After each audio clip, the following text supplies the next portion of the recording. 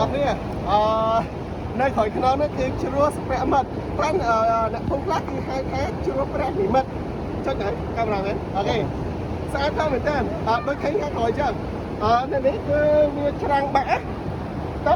អត់អាចមានន័យថាបើយើងជិះទូកអត់អាចឆ្លងថ្ងៃហ្នឹងបានទេពីខ្មែរមកឡើយគឺត្រូវតែចាប់ត្រឹមហ្នឹងហើយដោយសារតែឆ្មោះបាក់យើងអាចជិះមកបានទេហើយ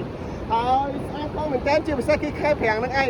នៅពេលដែលមកខែវស្សាទឹកធំបាច់បែកផ្សែងហើយវាពណ៌រៀងល្អក់តែខែនេះគឺថ្លាខ្លាំងមែនតើអូខេយ៉ាអញ្ចឹងមើលមកជុំនៅកាមេរ៉ាមើលឡើយមើលមកជុំមើលថាស្អាតប៉ុណ្ណា